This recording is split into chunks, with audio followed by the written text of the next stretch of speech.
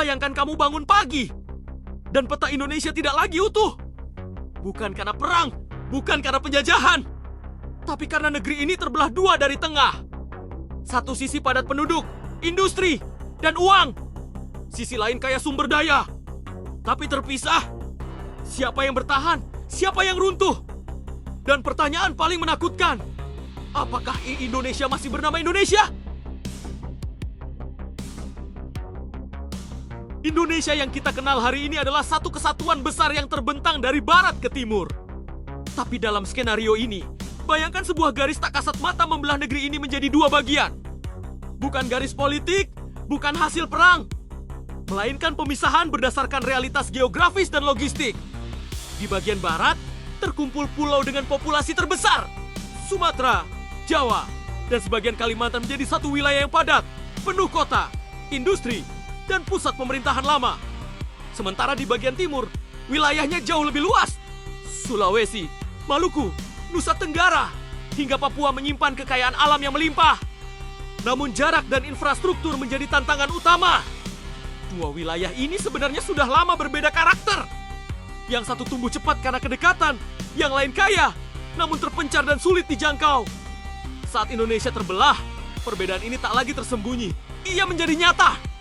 Ketika Indonesia terbelah menjadi dua wilayah, dampak paling cepat dan paling terasa bukan soal bendera, bukan pula soal nama negara, melainkan ekonomi.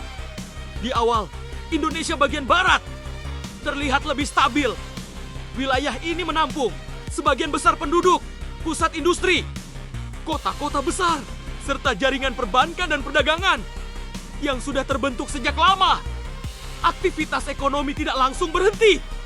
Pabrik tetap menyala, pasar tetap ramai. Uang masih berputar setiap hari. Namun perlahan, retakan mulai terasa. Jumlah penduduk yang besar, berarti kebutuhan juga besar. Energi, bahan baku, dan pangan terus mengalir keluar. Masalahnya, banyak sumber utama kebutuhan itu selama ini datang dari wilayah timur. Ketika keterpisahan terjadi, pasokan tak lagi semudah dulu. Harga naik, biaya logistik membengkak. Ketergantungan yang sebelumnya tak disadari kini muncul ke permukaan. Sementara itu, Indonesia bagian timur menghadapi situasi yang berbeda. Wilayahnya luas, penduduknya lebih sedikit, namun kekayaan alamnya melimpah. Tambang mineral, hasil laut, hutan, dan potensi energi besar berada di kawasan ini. Di atas kertas, wilayah timur tampak sangat kaya. Tapi kekayaan tanpa infrastruktur adalah potensi yang terkunci. Pelabuhan terbatas, jalan penghubung minim. Industri pengolahan belum siap. Akibatnya, wilayah timur dihadapkan pada pilihan sulit. Membangun kemampuan sendiri dengan waktu panjang atau kembali mengekspor bahan mentah ke wilayah barat dengan harga rendah. Hubungan dagang yang dulu dianggap wajar kini berubah menjadi transaksi antar wilayah. Setiap kapal, setiap ton barang, setiap jalur logistik harus dihitung ulang. Perdagangan melambat, rantai pasok terguncang. Ketimpangan harga antar wilayah meningkat. Dalam skenario ini, Indonesia yang terbelah mengajarkan satu pelajaran penting. Ekonomi tidak runtuh karena miskin, tetapi karena keterpisahan yang datang sebelum kesiapan. Ketika ekonomi mulai menyesuaikan diri, pertanyaan berikutnya muncul, dan ini jauh lebih sensitif. Siapa yang memegang kekuasaan? Dalam skenario Indonesia terbelah, ibu kota tidak lagi sekadar kota administratif. Ia berubah menjadi simbol legitimasi, pusat kendali, dan penentu arah masa depan. Indonesia bagian barat secara alami mengklaim Jakarta.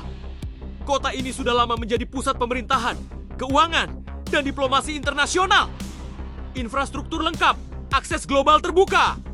Namun bagi wilayah timur, Jakarta terasa jauh. Secara geografis, secara psikologis, dan secara kepentingan. Muncullah wacana ibu kota baru. Sebuah kota yang lebih dekat ke timur, lebih netral, dan diharapkan bisa menjadi simbol keseimbangan kekuasaan. Masalahnya, ibu kota bukan hanya soal lokasi. Ia tentang kendali, di mana pusat militer ditempatkan. Siapa yang mengatur jalur laut dan udara?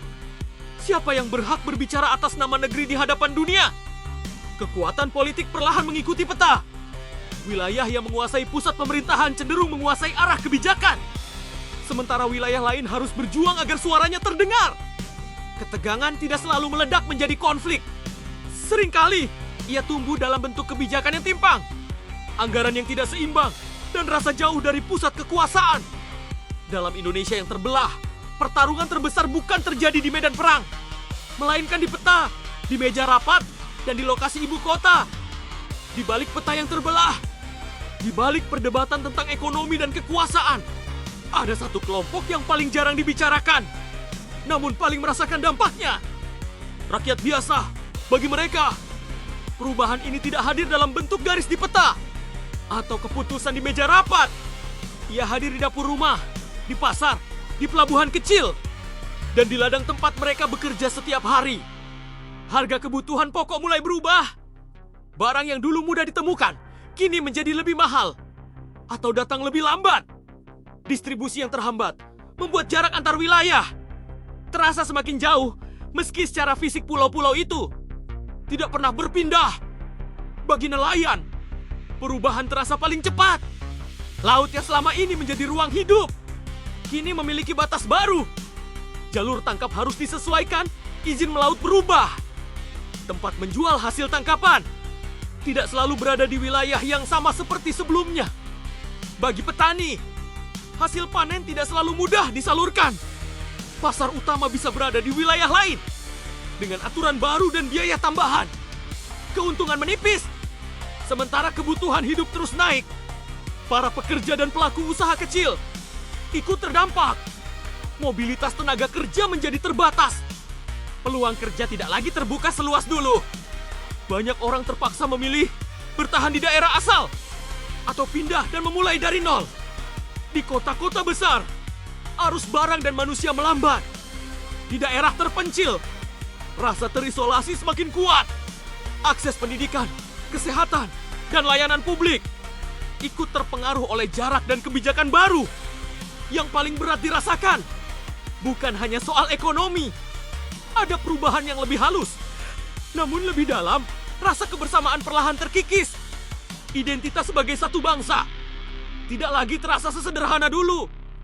Bukan karena rakyat berubah, melainkan karena sistem membuat jarak di antara mereka. Dalam skenario Indonesia terbelah, kehidupan rakyat mengajarkan satu pelajaran penting.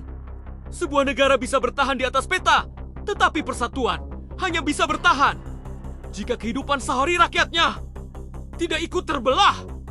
Setelah guncangan ekonomi, perebutan pusat kekuasaan, dan perubahan besar dalam kehidupan rakyat, muncul satu pertanyaan yang terus membayangi kedua wilayah. Apakah Indonesia akan bersatu lagi? Pertanyaan ini tidak muncul tiba-tiba. Ia tumbuh dari pengalaman sehari-hari, dari biaya hidup yang meningkat, dari rantai pasok yang tersendat, dan dari rasa kehilangan akan keterhubungan yang dulu dianggap biasa. Sejarah dunia memberi gambaran yang jelas. Negara yang terbelah hampir selalu menghadapi dilema yang sama. Bukan soal siapa yang benar atau salah, melainkan soal seberapa besar harga yang harus dibayar untuk tetap terpisah. Dalam skenario ini, Indonesia bagian barat dan timur perlahan menyadari keterbatasannya masing-masing. Wilayah barat mungkin lebih siap secara industri, namun sangat bergantung pada pasokan energi, bahan baku, dan pangan dari luar wilayahnya. Sebaliknya, wilayah timur memiliki kekayaan alam besar, namun tanpa pasar yang kuat, teknologi, dan infrastruktur memadai. Potensi itu sulit diubah menjadi kesejahteraan nyata. Semakin lama keterpisahan berlangsung, semakin jelas bahwa hubungan antar wilayah tidak pernah benar terputus. Ia hanya berubah bentuk dari kerjasama internal menjadi negosiasi yang penuh kepentingan. Namun keinginan untuk bersatu kembali tidak otomatis berarti penyatuan ulang. Ia menuntut keberanian untuk berbenah, distribusi kekuasaan yang lebih seimbang, pembangunan yang tidak lagi berpusat pada satu wilayah, dan pengakuan atas ketimpangan yang selama ini diabaikan. Tanpa perubahan mendasar, penyatuan hanya akan mengulang masalah lama. Ketegangan bisa mereda sementara, namun ketidakpuasan akan tetap ada di bawah permukaan. Sebaliknya, jika kedua wilayah mampu belajar Dari pengalaman keterpisahan, persatuan bisa lahir dengan fondasi yang lebih kuat. Bukan sekadar menyatukan peta, melainkan menyatukan kepentingan, kepercayaan, dan rasa saling membutuhkan. Dalam skenario Indonesia terbelah, persatuan bukanlah akhir dari cerita, melainkan pilihan sulit yang harus dibayar dengan perubahan nyata. Karena pada akhirnya, sebuah negara tidak runtuh karena perbedaan wilayah, tetapi karena gagal belajar dari keterpisahan yang diciptakannya sendiri. Indonesia yang terbelah mungkin hanya sebuah skenario. Namun dari skenario inilah kita bisa melihat dengan lebih jujur betapa rapuh dan berharganya persatuan yang selama ini kita miliki. Peta bisa diubah, garis bisa digeser, kekuasaan bisa berpindah, tapi kehidupan jutaan orang selalu ikut terdampak. Cerita ini bukan untuk menakut-nakuti, melainkan untuk mengingatkan bahwa Indonesia tidak kuat karena semuanya sama, melainkan karena kita belajar hidup dalam perbedaan. Kalau skenario ini membuatmu berpikir, tinggalkan pendapatmu di kolom komentar. Menurutmu, apa dampak paling besar jika Indonesia benar-benar terbelah? Dan jika kamu ingin melihat skenario-skenario ekstrem lainnya tentang Indonesia dan dunia berdasarkan peta, subscribe channel Okupida. Karena di sini, peta bukan sekadar gambar wilayah, melainkan cerita tentang manusia dan masa depan.